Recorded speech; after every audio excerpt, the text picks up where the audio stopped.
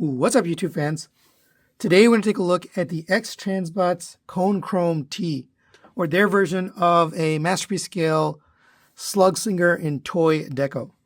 This was sent to me by Dr. Diecast. Thanks for allowing me to take a look at your copy. And I did look at the original version. I think that's the US version. This is the toy version. It does come with stickers, which I think he wants applied, so I'm going to put them on there. I wanted to show you the figure without it first, and then later we'll put these on. I wish they were tampos, to be honest, but at least you get the option of having that or not.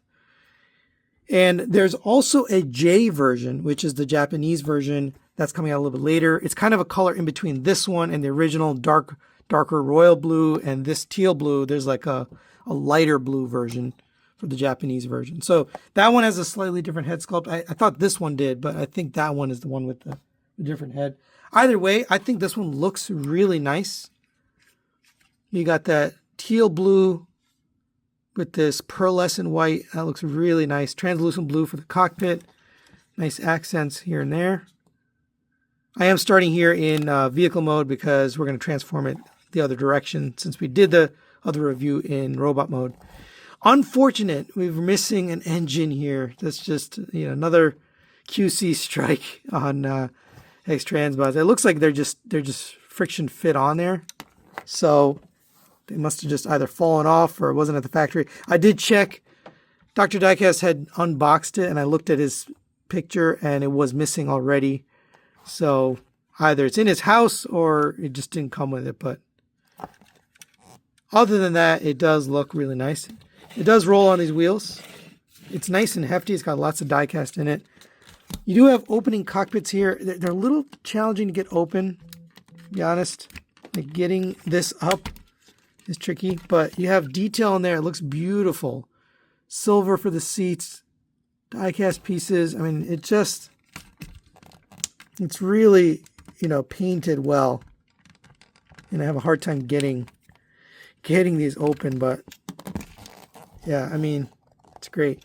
It's small enough for like maybe a Diaclone or something to fit in there. But overall, I really do like the jet mode. You can fold away the landing gear if you want. You can come to here, open this up, and fold that down. Cover that up. And fold that in. And now you have a smooth bottom. I do wish it came with a flight stand. It doesn't, but you can kind of imagine it's a very good looking jet. All right, now let's get the stickers on there. And they come on a sheet like this. I think you get 2 sets just in case you mess up. There's another one. And there is no instructions. There's no sticker guide. There's nothing. But the only thing I have to go off of is this picture here on the box.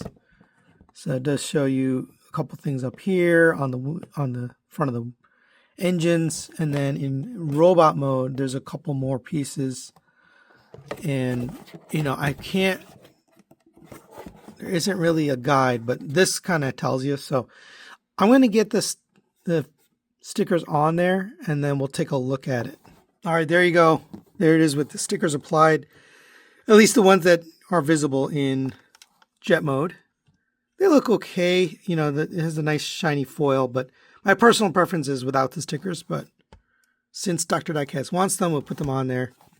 We also can take the Target Master here, and I already have it in gun mode, and that'll plug in right here, and now you can have this. I really like that. I like that they worked that out. That looks really nice. For size comparison, there it is next to the MP10 Optimus Prime. A little bit on the small side for a jet, but it works okay, in my opinion. And here's a more meaningful comparison with the MP52 Starscream. You can see Starscream is taller, wider, and longer than this guy. And the cockpit is kind of the giveaway. The cockpit is much smaller.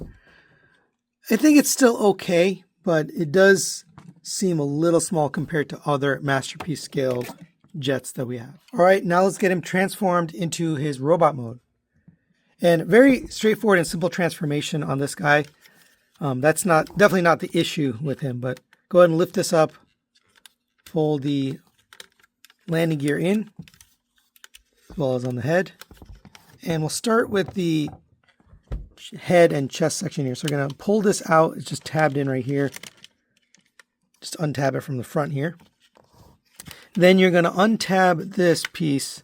You don't have to pull it all the way out. It just has to untab from those slots on the front. And then once you get that, you can come to the side here. And you may want a spudger handy. Just makes things easier. But untab that, and that'll open up. So flip that all the way open. Come to here. Again, you can use a spudger to help you, but fold down this peg. And that's what keeps it tabbed in robot mode. And you have to have that rotated in for jet mode. Otherwise, it'll collide with this. All right. We'll come to the legs here. And come to the top. Open up these. Flip your foot down. And while we're here, we'll rotate this toe piece around.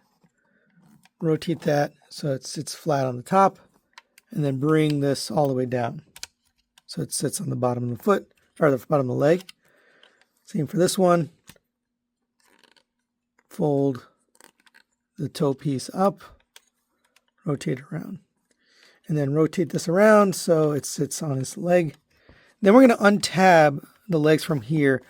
I find that the easiest way is to kind of angle it so it untabs from here. Pulling it straight down, it does feel like you're, chipping the paint potentially. So give it a little angle and then pull it down to untab it from here and here. Once you've done that, you can pull this entire section down.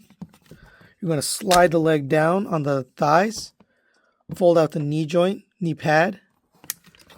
Same on this. Pull this down. Open up the knee pad. And your legs are pretty much done. While we're here, I do want to mention this. You're going to straighten up that joint because later we want this to sit flat. But for now, just leave that open. And we'll come to here and work on this. So we need to take care of these nose cones. So we're going to untab this center section that holds the two pieces together. Again, you can grab a spudger or you can just do it with your fingers, but open up this so that you got that separated enough you can get this down and stored in there. Sometimes this cockpit piece comes out. This should be inside here. All right, and you can push the seat forward as well. All right, this will come down. You're going to untab it from here. It's pegged in right here, so untab that. Make sure this is collapsed. Bring this down. And then we're going to do the same thing on this one. Slightly different, but open up this. Bring down your nose cone. Fold that back up. Bring this, unpeg it from the top, and then bring this down. You have to get these two to meet so that the blue piece sits right on top. So there's a little divot that sticks out. So you got to get that past here. Once you do that, then you can take this whole section, bring this down. But you're going to accordion that up and in to the chest. So on this double hinge. Straighten up this, bring down this section. This is going to slide up and into the waist. And you're going to fold this down. You should have this with the slot exposed right here on his waist because that's what this is going to go into. Right, so line that up, close this up, and make sure we're going to close up these ab pieces here. But make sure this makes its way into that place, and then this is going to go into here. So line all that up and tab it in. On the top here, you're going to close up this panel. There's two little pegs on the side, so get those tabbed in. And then rotate the head around. For the arms, we'll unpeg them from the back of the wings. Rotate the arm around. Flip this up. It's going to clip right into this. So clip that in. And then rotate this around. It does kind of collide here, so you just want to rotate it out just a bit so it can clear that wing. Bring that down. Lift up your arm. Open up this panel right here. flip out your hand and close up that panel. Right, same for the other side. Unpeg it from the wing. Rotate your arm. Flip this panel up. Flip your arm down, rotating it around, avoiding that wing. Open up your arm. Flip out your hand. And close up this panel. All right, then last up here, come to the back, and we can close up these engine pieces here. And you might want to rotate the thighs outwards just so you can stand a little bit more stable. All right, there you have Conechrome in robot mode. I think this looks spectacular. I love the paint job on this. The metallic teal paint looks great. Silver paint on these circles here. The pearlescent white for the rest. Black paint here. Metallic red for the eyes. That looks really nice. Here's the back. You do get that sticker detail now that we put those on. He is still back heavy. He kind of like tends to lean back because of the design of the feet. But I will say it looks very, very good. You, of course, still can use his Target Master here. You can open up this. And unfortunately, it doesn't fit in the hand. This handle is really only meant for vehicle mode. So you can't really put it in the hand. But you can close up the hand. And then this will plug in right here. So that's how it's intended to be used. I wish there was an option to also put it in the hand. For those, that the original toy and also the artwork, the box art, had it held in the hand. I think in the show, this is how he did it. But this is the toy deco. Toy deco should be able to hold it. This was an issue on the original. I had, loose elbow here. This one's okay. It does hold up. So, good looking gun as well. Now, I haven't shown you his robot mode, so let's get this guy transformed. Go ahead and unpeg. That's the issue with this guy, so I'm just going to leave him back there. Unpeg the legs from the arms. Fold the legs up. Flip this down. This is coming down on a hinge on the waist. So straighten up those legs. Come to the head here. Flip this up. Rotate this back. Close that back down.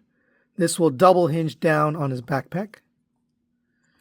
And there you have the Target Master. And it's also very beautifully painted. Red for the eyes, orange for the face, metallic blue for the body, and then, silver for the legs.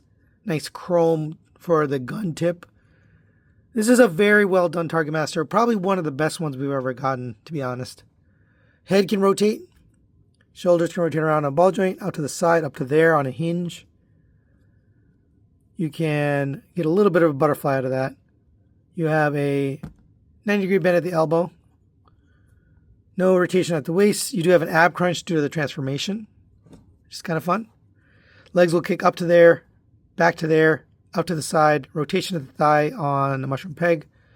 More than 90 on the knee just because of the transformation.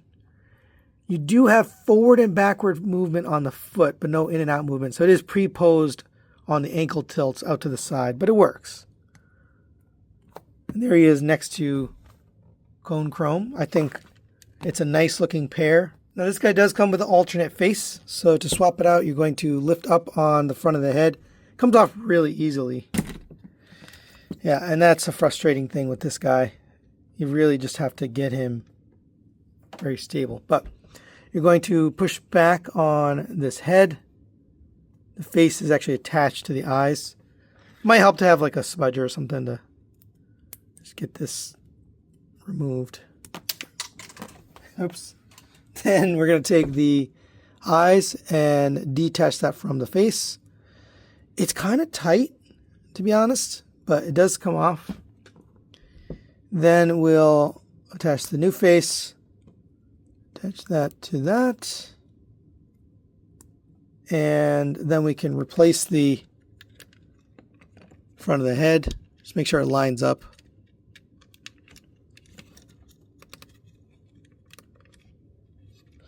And there's his yelling face. That's really good looking. You know, I like that. All right, his articulation is the same, but we're going to go over it just so you can see. Obviously, I've had him kind of fall down a couple times, but the head is on a rotating swivel. So it goes up to there, down to there, rotates around. No side to side, really. Shoulders rotating around on a ratchet joint. So basically all the way around. Out to the side on a hinge. Butterfly joint built into the shoulder. That's pretty nice. Rotation at the bicep. Double joint elbow gets you the full bend. Rotation at the wrist, in and out movement at the wrist. Individually articulated fingers. And I've said it before, I'm going to keep saying it. I don't like the thumb. The rest of the fingers are fine. The bottom three are connected, and then the top one has 2 pins, so you can point if you want to. A little bit curled, but it does work. And then the thumb is on a hinge, in and out. I hate the way that feels, but you have 2 pins on the thumb as well, so you can get posability. I just don't enjoy the feel of it. Coming to the waist, you have a waist rotation. A little bit awkward on the point of rotation, but it works very well. Ab crunch gets you down to there. That works really well. Hips skirts will move out of the way. Legs will kick up to there on a ratchet joint. Back to here. Out to the side on friction, but it's nicely tolerant. It doesn't fall down. This is all die cast in here, so it's very, very heavy. So I'm glad they used, nice tight joints. I think I had maybe 2 tight hip joints on the first one. This one seems to be toleranced a little bit better, but that might be luck of the draw. You have double jointed knees, gets you the full bend. That works really nicely. It does rotate forward, so just if you have him unbalanced, he's not standing straight, just check this and make sure you have the knee isn't rotated forward by accident. Feet, the biggest problem with this figure. You have ankle tilts, you get very little, a little bit that way, a little bit that way, forward and backward. I almost wish it didn't go forward and backward because this is just too loose. It doesn't matter, you could tighten the screw. It just has too much weight facing back, so you're better off just angling the thighs as much as you can, and that helps him stand. But like I said, a gust of wind, a little bump on the table, it will knock him down, so you got to be careful how you pose him, but it really does look nice. All right, now that we've covered everything, time for the stickers. I'll do this off camera. I just wanted you to see how he looked without them first. All right, there you go. There he is with the stickers applied. I did actually make a small mistake, but luckily they have the second sheet. You can see I kind of messed up that one sticker right there. No big deal. So I'm glad that they give you a second set. I think the stickers look okay. It's not my preference. I don't love the look of the stickers, but you do get them as an option. And I think if you're nostalgic for the toy, I think the stickers definitely help you from that aspect. All right, for size comparison, there it is next to the Magic Square version of Optimus Prime and the Fans Toys version of Optimus Prime, or the white Ultra Magnus Corebot. And he looks good. Fits in with the Masterpiece scale. Comes in a little bit shorter, but I think it works. And for fun, there it is next to the Make Toys version of Chrome Dome. So you can see how it fits with some of the other Headmasters we've gotten. And I think that works okay too. So final recommendations on the X-Transbots Conechrome Toy Deco. I really love the way this looks, but unfortunately it's got the same issues as the first one. I'm going to give this a 3 out of 5 partial recommendation.